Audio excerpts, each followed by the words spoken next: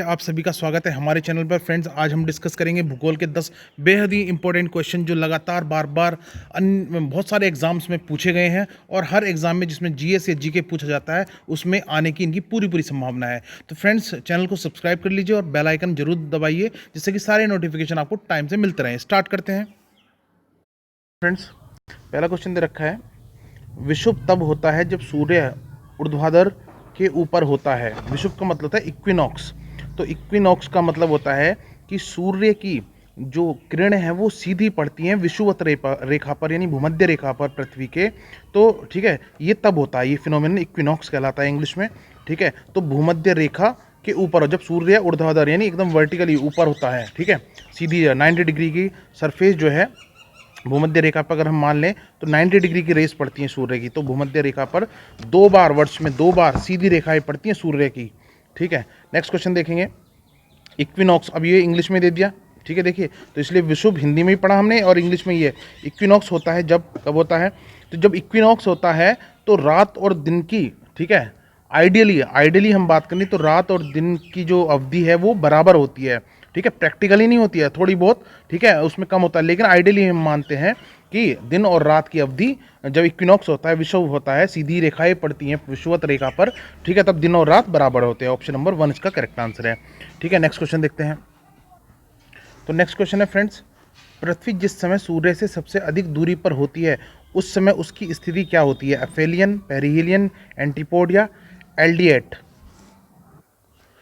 तो फ्रेंड, ये क्वेश्चन देखिए, इसमें आपको पता चल जाएगा साफ साफ, ये थ्योरी है इसमें कि जब सूर्य पृथ्वी से पास होता है तो ऐसी स्थिति को, मतलब सबसे पास होता है, ठीक है, पूरी परिक्रमा के दौरान, तो उसे हिंदी में हम उपसौर भी कहते हैं और सूर्य निच भी कहते हैं। इंग्लिश में उसे हम पेरिहिलियन कहते हैं। ये 3 जनवरी को होता है और सूर्य पृथ्वी से, यानी एक तरह से मानिए कि पृथ्वी सूर्य से सबसे दूर के कक्ष में होती है, उस स्थिति को अपसौर कहते हैं, जिसे अपेलियन कहते हैं, जिसे हम सूर्योच्च भी कहते हैं, और ये 4 जुलाई को होता है।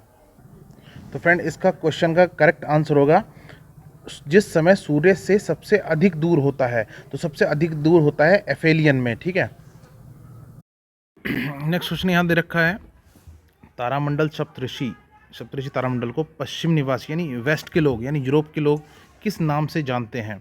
ठीक है, 7 monk, alpha centauri, big dear या स्मॉल बियर? ठीक है, तो इसे हम कहते हैं बिग डियर, ठीक है, DER, डियर, बिग डियर यानी बड़ा हिरन। ठीक है, नेक्स्ट क्वेश्चन देखेंगे। नेक्स्ट क्वेश्चन है, निम्नलिखित में से कौन सा बोना ग्रह है? बोना ग्रह किसे कहते हैं? यानी सबसे छोटा, ड्वार्फ प्लेनेट। ठीक है, तो सबसे बोना ग्रह जो है वो है एरिस। नेक्स्ट क्वेश्चन देखेंगे। तो नेक्स्ट क्वेश्चन है 26, सूर्य भूमध्य रेखा यानी इक्विटोरियल लाइन पे, ठीक है, विषुवत रेखा पर इक्विटोरियल लाइन पे ऊर्ध्वाधर कब चमकता है? यानी सीधी रेखाएं विषुवत रेखा पर इक्वेटर पर कब पड़ती हैं? ठीक है, वर्ष में 2 बार, वर्ष में 1 बार, पूरे वर्ष या 6 माह? तो वर्ष में 2 बार। ठीक है, नेक्स्ट क्वेश्चन देखेंगे। तो फ्रेंड, नेक्स्ट क्वेश्चन दे रखा है, देखिए, यदि कोई सितारा सूर्य से बड़ा है, देखिए बात कर रहा है सूर्य से बड़ा है किंतु उससे दुगना बड़ा नहीं है, तो वह एक क्या बन जाता है? पल्सर, एवेंजर, मैक्सिमा या डिस्कवर? ठीक है, तो इसको हम ऐसे समझते हैं, देखिए फ्रेंड, अगर कोई ग्रह जो सूर्य के या तो बराबर हो या उससे छोटा हो, ठीक है, बराबर हो या छोटा हो, ठीक है, लेस देन इक्वल टू हो साइज में, तो होता यह है कि वो जो है वाइट ड्वार्फ में बदलता है। ठीक है, जिसे हम कहते हैं श्वेत बोना ग्रह बन जाता है। ठीक है, वाइट ड्वार्फ पिंड बन जाता है एक छोटा, ठीक है, वाइट ड्वार्फ कहते हैं। लेकिन अगर कोई ग्रह जो है सूर्य से बड़ा तो हो, ठीक है, सूर्य से बड़ा हो लेकिन दुगना बड़ा ना हो, बस थोड़ा बहुत बड़ा हो, ठीक है, तो जब ऐसा होता है तो पल्सर में बदलता है, पल्सार। ठीक है, और अगर कोई ग्रह सूर्य से दुगने से भी बड़ा हो, दुगना या दुगने से भी बड़ा हो, ठीक है, तो वो ब्लैक होल में कन्वर्ट होता है। तो यहाँ हम बात कर रहे हैं सूर्य से बड़ा किंतु दुगना बड़ा नहीं, तो वो पल्सार में कन्वर्ट हो जाता है। ठीक है, नेक्स्ट क्वेश्चन देखेंगे। तो नेक्स्ट क्वेश्चन दे रखा है, तारों तथा आकाशगंगाओं के द्रव्यमानों को डैश डैश के संबंध में व्यक्त किया जाता है। जितने भी तारे होते हैं हमारे सौरमंडल में हैं, ठीक है, या जितनी भी आकाश गंगाएं हैं तो उनके द्रव्यमानों को हम सूर्य के द्रव्यमान से तुलनात्मक रूप से अध्ययन करते हैं कि सूर्य के द्रव्यमान से कितना ज़्यादा है कितना कम है। इस हिसाब से हम अनेक तारों और आकाश गंगाओं के द्रव्यमान में संबंध आपस में हम स्थापित करते हैं। नेक्स्ट क्वेश्चन देखेंगे। तो नेक्स्ट क्वेश्चन है हमारे पास 29। ऊर्सा मेजर अथवा बिग बियर एक प्रकार का डैश डैश है, क्या तारा है, ग्रह है, नक्षत्र मंडल है या उपग्रह है? तो ये जो है वो एक नक्षत्र मंडल, जिसे कॉन्स्टलेशन भी कहते हैं, बिग बियर या उर्सा मेजर। ठीक है, नेक्स्ट क्वेश्चन देखेंगे। तो फ्रेंड नेक्स्ट क्वेश्चन है, पृथ्वी से बढ़ती दूरी के अनुसार यहाँ का निम्नलिखित में से कौन सा क्रम सही है? तो बात कर रहे हैं पृथ्वी से कौन ग्रह कितनी दूरी पे है, ठीक है, उस क्रम में हम इसको चेक करना चाहते हैं। ठीक है, बढ़ती दूरी यानी ठीक है, बढ़ते यानी पृथ्वी पहले सबसे पार कौन सा, उसके बाद उससे दूर कौन सा है, उससे दूर, ऐसे तरीके से ना। तो हम एक चीज़ जानते हैं, पहले तो हमें चेक करना है पृथ्वी से, तो हम सूर्य का क्रम देखते हैं कि सूर्य से दूरी का क्रम क्या है इन ग्रहों का। तो देखिए सबसे पहले सबसे करीब जो होता है वो बुध होता है, उसके बाद शुक्र है, उसके बाद पृथ्वी है, उसके बाद मंगल है, फिर बृहस्पति यानी पति, फिर शनि, अरुण, व और वरुण। ठीक है, बृहस्पति, शनि, अब ऐसे आज शॉर्ट में हम याद रख सकते हैं।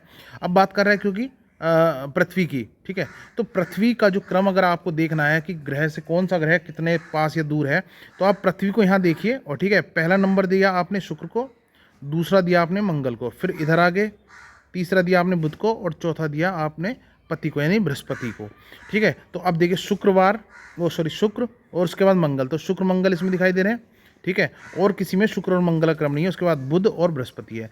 तो पृथ्वी से बढ़ती दूरी के अनुसार ये वाला ऑप्शन करेक्ट रहेगा, ऑप्शन नंबर 2। ठीक है, नेक्स्ट क्वेश्चन देखेंगे। फ्रेंड नेक्स्ट क्वेश्चन जो दे रखा है वो दे रखा है, वर्ष की दीर्घतम अवधि निम्नलिखित में से किस ग्रह पर होती है?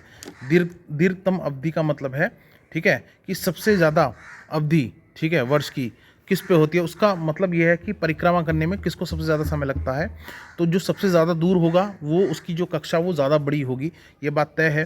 ठीक है, तो आप इसको देखिए कि इसमें जो नेपच्यून है, ठीक है, क्योंकि प्लूटो तो अब ग्रह नहीं रहा, तो नेपच्यून सबसे दूर है अपने सौरमंडल में, इसकी कक्षा सबसे बड़ी है, इसलिए इसको सूर्य का एक चक्कर लगाने में सबसे ज़्यादा समय लगेगा वर्ष में। ठीक है, तो ऑप्शन नंबर 3 इसका करेक्ट आंसर है। फ्रेंड्स नेक्स्ट क्वेश्चन है 32, एक ग्रह की अपने कक्ष में सूर्य से न्यूनतम दूरी को क्या कहा जाता है? तो फ्रेंड इस क्वेश्चन का आंसर जानने के लिए हम नेक्स्ट वीडियो में डिस्कस करेंगे। आज के जो टॉप 10 क्वेश्चन है ये हो गए हैं कंप्लीट। चैनल को सब्सक्राइब कर लीजिए अगर आपने चैनल सब्सक्राइब नहीं किया, बेल आइकन का बटन जरूर दबाइए। मिलते हैं फ्रेंड्स नेक्स्ट वीडियो में एक और इंपॉर्टेंट वीडियो के साथ, तब तक के लिए धन्यवाद।